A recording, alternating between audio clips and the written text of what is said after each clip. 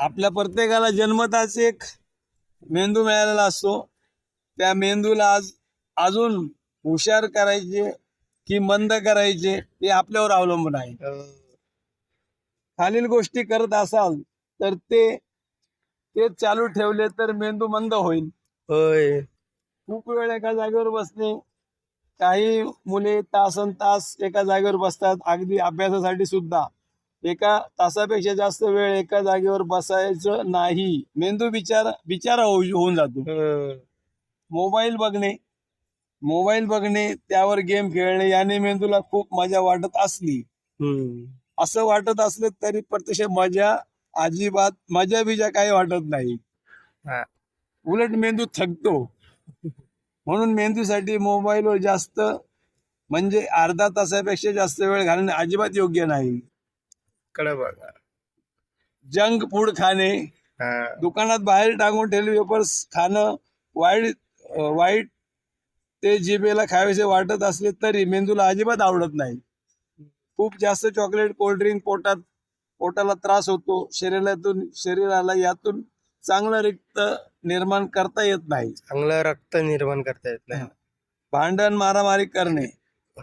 भांडण आणि मारामारी यामुळे शरीराला जास्त रक्त खेळवण्याची आज्ञा मेंदूला संपूर्ण शरीराला द्यावी लागते. याशिवाय वाईट म्हणजे नको ती हानिकारक रसायनं शरीरात सोडावी लागतात. याचा शरीराला भरपूर त्रास होतो. त्याला या काळात आणि नंतर शांत व्हायला खूप काम पडतं. म्हणून त्याला हे अजिबात आवडत नाही. खूप ताण पडतं काय? खूप काम पडतं असं म्हणून त्याला अजिबात आवडत नाही. मेंदूला शांत ठेवायचं असेल तर शांततेत मध्ये राहावा. जास्त विचार करू नये ज्याने मेंदूला त्रास होईल. धन्यवाद तुमच्या माहितीबद्दल. आम्हाला या माहितीमधनं खूप काही माहिती झालं. आणि उद्यापासून आम्ही प्रयत्न करू मोबाईलवरती चक्क अर्धा तास जास्त वेळ घालवणं बंद करायला हवं. आता आमच्यासारखी तरुण पिढी दररोज नुसता दिवसभर 12-12 तास मोबाईल वापरतात, तर त्यांना तुमचा काय सल्ला आहे? त्यांनी मोबाईल बघू नये.